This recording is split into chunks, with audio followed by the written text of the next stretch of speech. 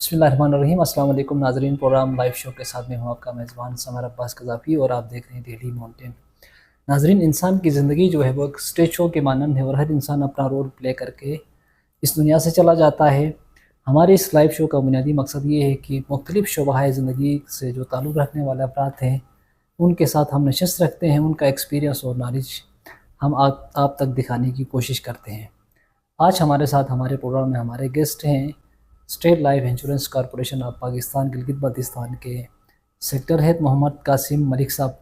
सबसे पहले मोहम्मद कासिम मलिक साहब, हम आपको अपने प्रोग्राम में खुशामदीद कहते हैं। यकीनन हम ये जानना चाहेंगे, हमारे जो व्यूवर्स हैं वो भी ये जानना चाहेंगे जो स्टेट लाइफ है ये यकीन एक हुकूमती एक इदारा है, तो स्टेट लाइफ का जो रोल है इंश्योरेंस के हवाले से आज के दौर में इंश्योरेंस की क्या इंपॉर्टेंस है, स्टेट लाइफ किस तरह जो है वो इंश्योरेंस के शोबे के अंदर अपना जो है वो रोल प्ले कर रहा है।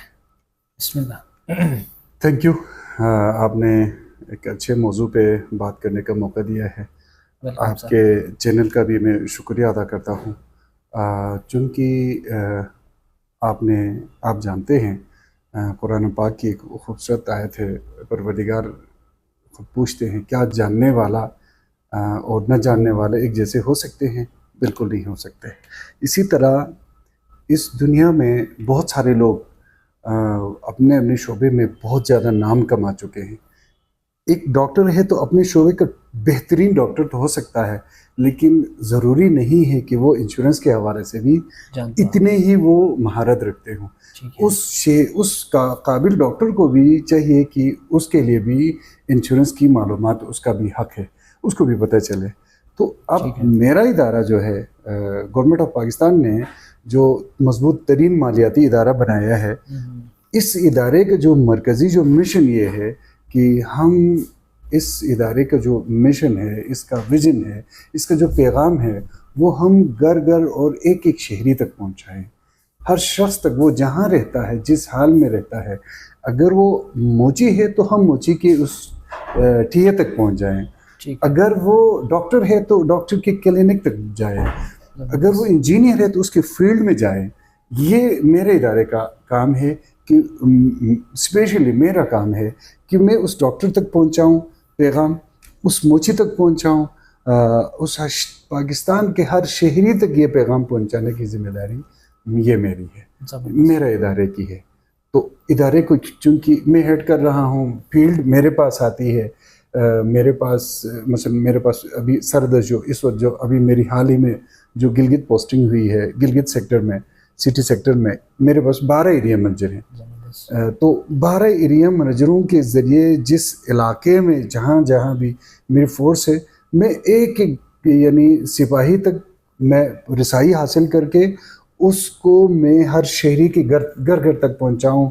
वो जहाँ रहता है वहाँ तक मेरे इदारे का पैगाम पहुँचाऊँ, ताकि हर शहरी का हक है कि उसको तहफ़्फ़ुज़ भी मिले, माशी तहफ़्फ़ुज़ भी मिले और उसका बचत भी हो, और थोड़ा बहुत उसको यानी उसके जो पैसे हैं वो पैसे भी कमा के उसको दे दे, मुनाफा भी मिल जाए। ठीक है सर, ये चीज़ें हैं। अच्छा सर, आम अगर हम देखते हैं तो एक लेमैन के लिए इंश्योरेंस क्यों ज़रूरी है? आप कैसे उसको मोटिवेट करेंगे कि आज के दौर में एक तरफ से महंगाई है, दीगर एक्सपेंसेस है, इसके बावजूद भी एक आम बंदा किस तरह जो है वो इंश्योरेंस की तरफ अट्रैक्ट हो सकता है? फिर आपने बहुत अच्छा सवाल किया, ज़बरदस्त सवाल किया है।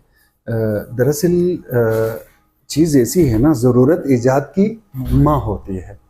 ज़रूरत ही एक ऐसी चीज़ है जो हर शहरी की ज़रूरत हो जाती है। तो हमने उस ज़रूरत पूरी करने के लिए उस तक रसाई हासिल करते हैं, उसे समझाते हैं। जहाँ आप 100 रुपये से महीना गुजारते हैं, उस 100 रुपये में से 2 से 5 रुपये, 15 रुपये, 20 रुपये, 20 ऊपर की इजाज़त ही नहीं है। ये आपकी नॉलेज में शायद न हो कि आम एक शहरी है, वो अपनी 20% आमदनी तक वो बचा सकता है।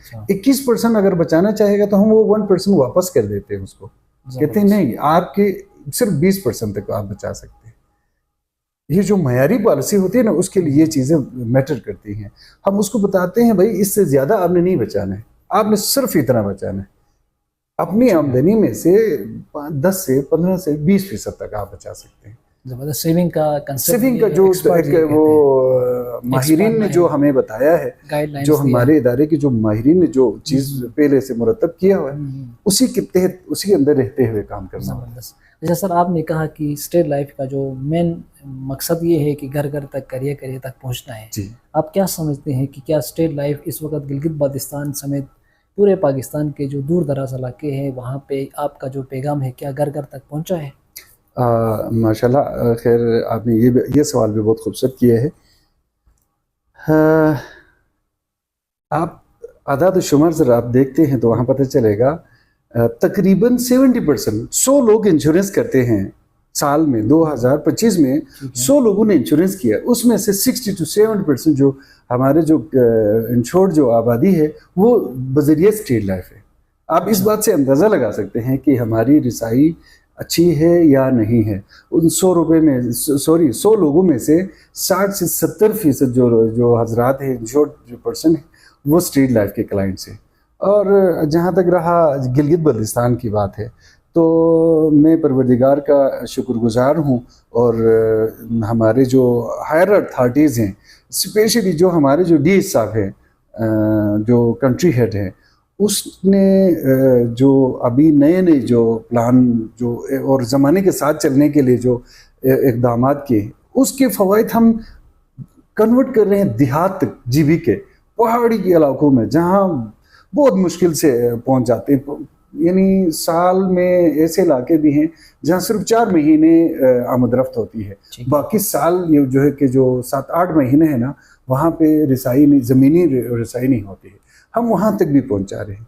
हमारी जो पॉलिसियों का जो रेशो है ना, वो दीगर शहरों की निस्बत यहाँ कई गुना ज़्यादा है। गिलगित बल्टिस्तान के जो इस डेटा अगर आप देखते हैं, गिलगित बाल्टिस्तान की सपोज 20 लाख आबादी है, तो उसमें से कितने लोगों ने इंश्योरेंस कराई है? लेकिन अगर हम जनरली देखते हैं तो दुनिया में यूरोप, अमेरिका, डेवलप कंट्रीज़ में तकरीबन 80-90% लोग इंश्योरेंस कराते हैं। पाकिस्तान के बारे में ये कहा जाता है पाकिस्तान में 1 से 2% लोगों ने इंश्योरेंस कराई है। और अब स्टेटिस्टिक्स ये बताती हैं दुनिया की इंश्योरेंस के हवाले से। खैर आपके आदाद शुमार की तो मेरे पास वेरिफिकेशन चीज़ तो नहीं है। अलबत्ते ये है पाकिस्तान में जो रेशो है वो मे भी कि इंटरनेशनल लेवल में के हिसाब से ना हो, जीबी में आपको ये इंटरनेशनल लेवल के करीब नज़र आएगा। हाँ, अलबत्ते यहाँ जीबी में आपके नॉलेज में एक बात लाऊं कि एक मखसूस हल्के अहबाब है, मैं आपको भी तो नहीं बताऊंगा, मैं उस पर काम कर रहा हूँ। हाँ, मैं काम कर रहा हूँ, उसके ऊपर मैं काम कर रहा हूँ। मैंने इसके लिए मैंने बाकायदा नक्शा बनाया है कि उसके ऊपर काम कर रहा हूँ कि एक हल्के अहबाब ऐसे हैं जो इस चीज़ से दूर हैं, इंश्योरेंस से दूर हैं। उसकी वजूहात कुछ हैं, मैं उस वजूहात को दूर कर रहा हूँ। और चूंकि मेरे इदारे ने इस मसले का भी हल निकाला है तकाफुल के नाम से, ठीक है ना, तो मैं कोशिश करूंगा उस हल्के में तकाफुल को ले जाके ना, वो जो बाकी तो अल्लाह का शुक्र है हमारे पास जो इंश्योरेंस का जो रेशो है ना, वो आम पाकिस्तान की निस्बत यहाँ बहुत ज़्यादा है, बहुत ज़्यादा है। लेकिन जो मैंने जो आपको जो अर्ज़ किया है, वो जो मखसूस जो तबका आ रहा है जो एक सर्कल में रहते हैं, उनके लिए मैंने अभी नए तरीके इख्तियार किया है। मैंने उनके अंदर से ही लोग मैं उठा रहा हूँ, उनको प्रमोशनों की तरफ ले जा रहा हूँ ताकि वो उस सर्कल के अंदर जाके काम करें और वहाँ से भी एक इनकी भी ज़रूरियात पूरी हो जाए। क्योंकि वो नॉलेज के गैप ही है और कोई इशू नहीं है, नॉलेज है, जो कुछ गलतफहमियाँ हैं उस वजह से ये थोड़ा सा गैप रहा है एक मखसूस सर्कल में। वो इंशाल्लाह बहुत जल्द मुझे परवरदिगार पे भरोसा है कि वो मेरी मदद कर रहे हैं, मेरे हायर अथॉरिटीज़ भी मेरी मदद कर रहे हैं। तो हम इंशाल्लाह इस सर्कल के फिर भी बहुत जल्द यहाँ भी हम अच्छी परफॉर्मेंस दे देंगे। ज़बरदस्त।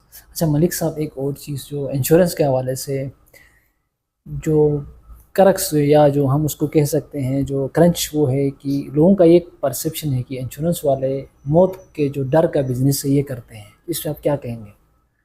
हाँ, ये सवाल आपने बिल्कुल अच्छा पूछा ये भी कि कभी कभी कुछ लोग मुझसे भी, मेरे जो दोस्त हैं वो भी मजाक करते हैं यार, बल्कि आपने सुना होगा कहावतों में भी कहते हैं यार इंश्योरेंस वालों के करीब रहो तो ऐसा लगता है जैसे जिंदा रहने से तो मर जाने में फायदा ज्यादा महसूस करते हैं। ठीक है। ये टोटली जिस जहां से भी ये निकला है, असल में कोई देखे ना, हर जगह में सब के सब लोग इसके हिमायती तो नहीं है ना, कुछ लोगों को ये चीज़ पसंद नहीं आती है तो उसके लिए ऐसी गलत किस्म की बातें फैला देते हैं। ऐसा कुछ भी नहीं है।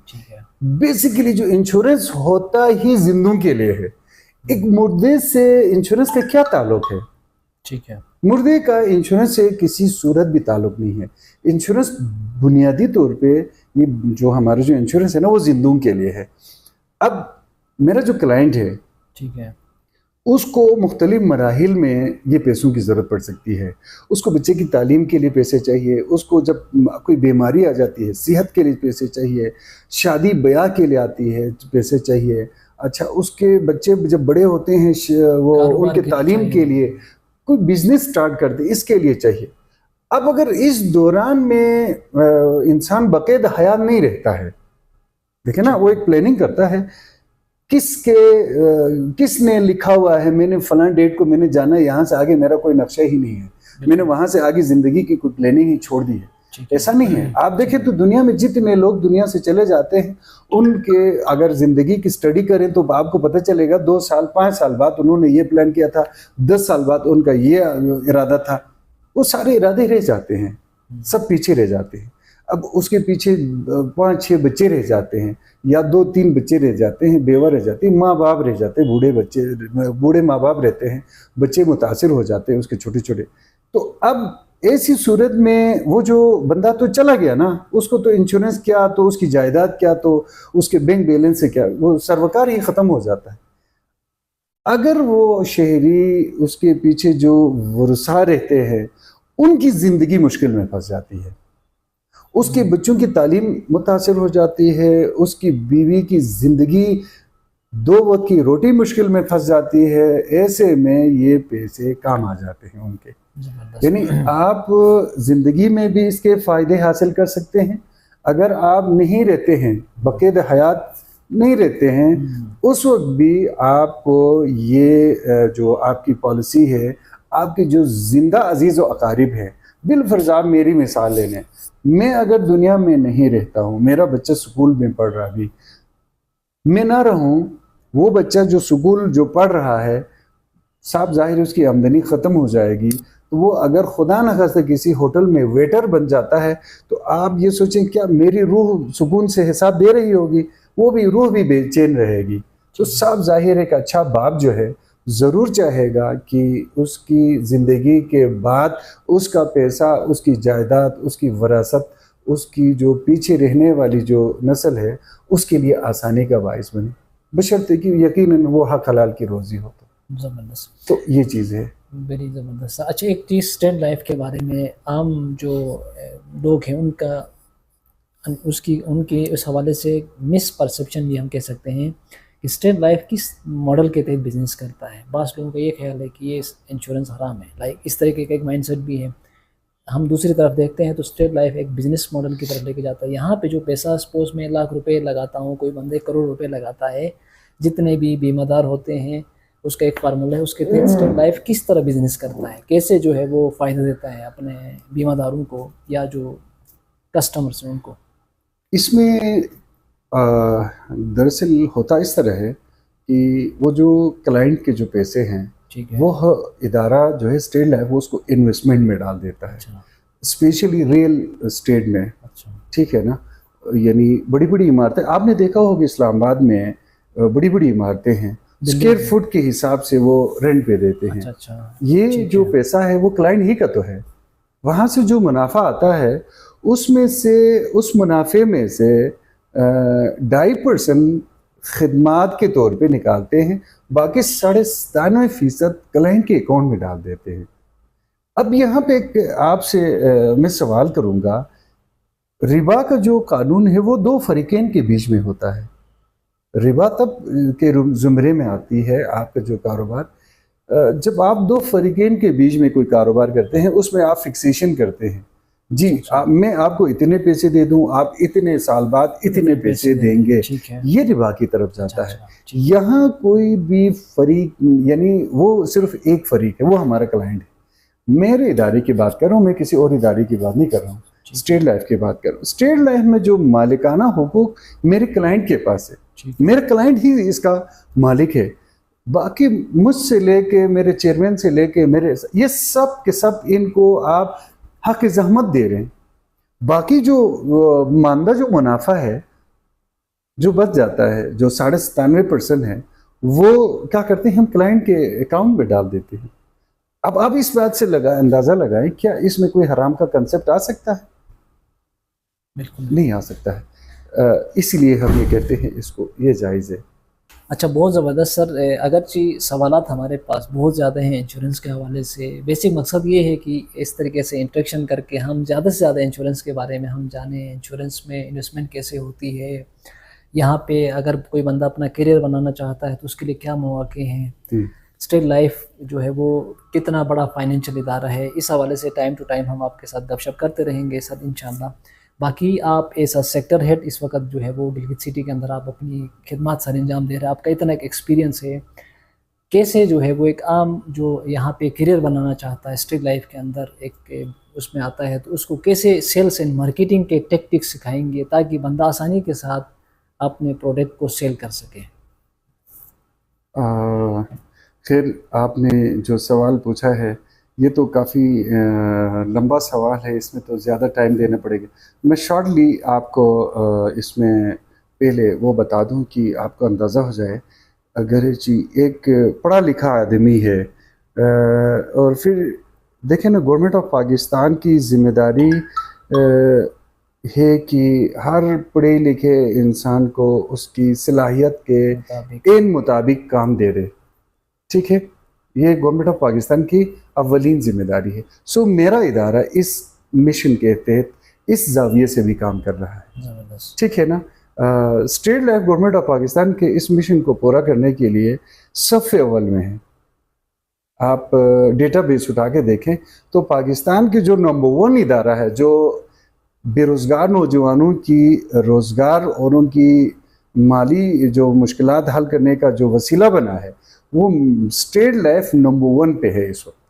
आप जिस ज़िले में जाते हैं, जो इनकम रखने देने वाले जो आप जो पैसा कमाते हैं, जो लोग मुलाजमीन के हैं या कमाने वाले लोगों की तरफ देखें, तो आप जो मेरे ख्याल में जो सबसे बड़ा इदारा है फौज को होगा, फिर PWD वगैरह हो सकता है। आप इनकी तादाद उठाएं, यहाँ भी उठाएं, तो आपको पता चल जाएगा कि गवर्नमेंट ऑफ पाकिस्तान में सबसे ज़्यादा जो लोगों के लिए माली जो तहफ़्फ़ुज़ हासिल है, जो इनकम का ज़रिया दे रहा है, वो स्टेट लाइफ है।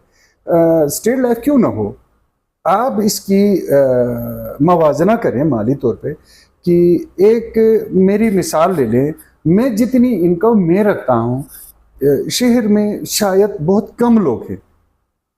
मैं अपनी एक्सपर्टीज़ का मैं पूरा मुआवजा लेता हूँ, ठीक है। मेरी महारत का मुझे मेरा इदारा मुझे पूरा मुआवजा देता है। मेरा एरिया मैनेजर की जो सलाहियत है, मेरा एरिया मैनेजर जो 17 to 18 ग्रेड में जो काम कर रहे हैं, वो उनका जो मुआवजा मिल रहा है, आप यकीन करें आपका दिल खुश हो जाएगा। फिर अभी आप देखें ना, प्रमोशनों का जो सिलसिला है, स्कर्दू में हम 2 एरिया मैनेजर थे 2023 में।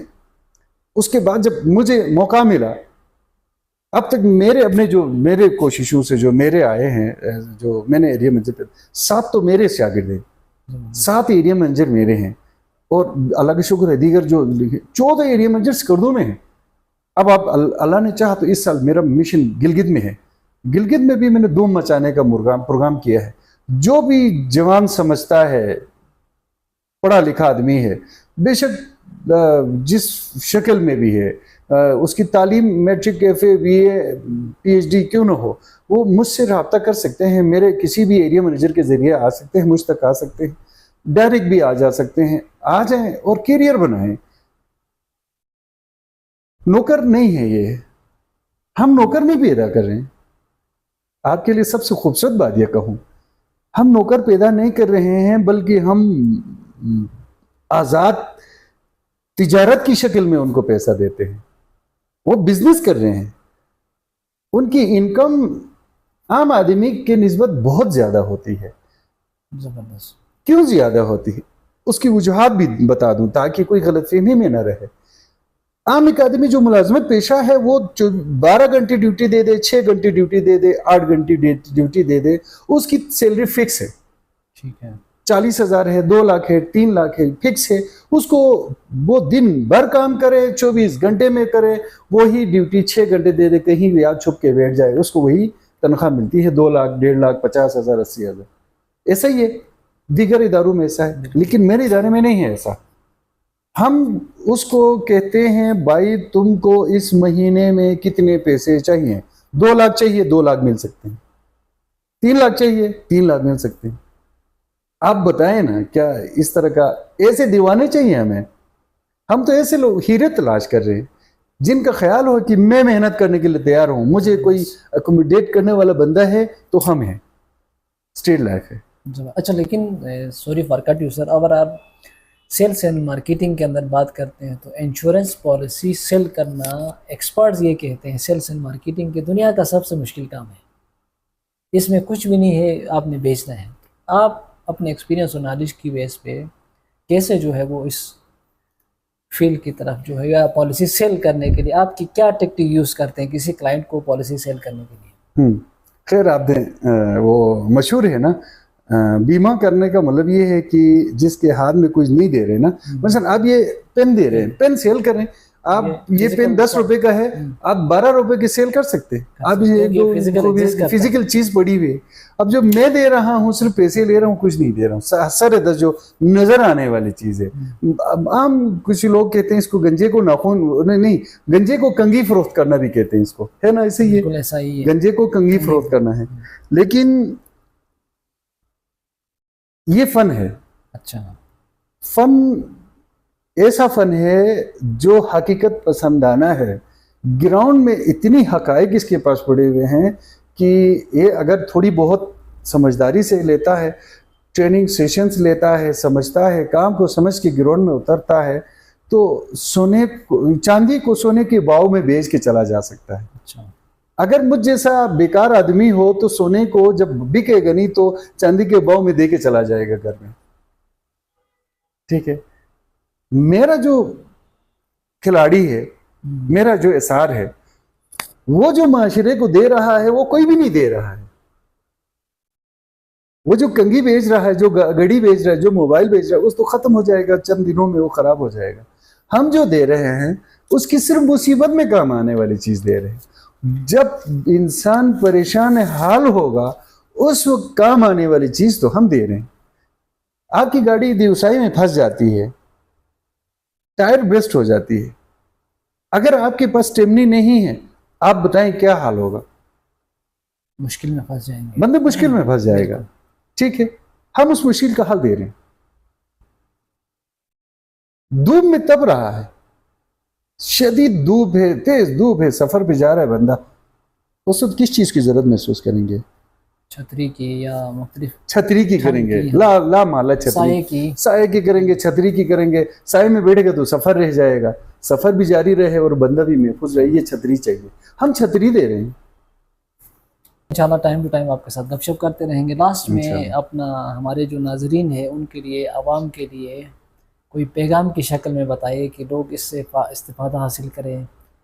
जैसा कि आपने कहा कि एक बंदा सफ़र कर रहा है, ज़िंदगी के सफ़र में धूप में सफ़र करना है और वहाँ पे आपने वेट भी नहीं करना है, चलना है। मेरे ख्याल में अगर इंश्योरेंस को समझे तो हर इंसान की इंश्योरेंस होनी चाहिए, पैदा हो के साथ ही इंश्योरेंस होनी चाहिए, इतनी लाजमी है। तो आप क्या पैगाम देंगे आवाम को जो बीमा के अंदर शोबे में काम करने वालों के लिए? मैं एक छोटा पैगाम ज़रूर दे दूंगा। बहुत अच्छी बात है आपने मुझे इस हवाले से बताया। अजीज़ सामीन, दो किस्म के लोगों के लिए दो किस्म के पैगाम। एक वो जो पहले से माली तौर पे मजबूत है और काम ठीक कर रहे हैं, अपनी दुनिया मजबूत चल रही है, उनके लिए है कि आप अपने जो खूबसूरत गाड़ी है उसके लिए अपने साथ स्टेपनी ज़रूर रखें।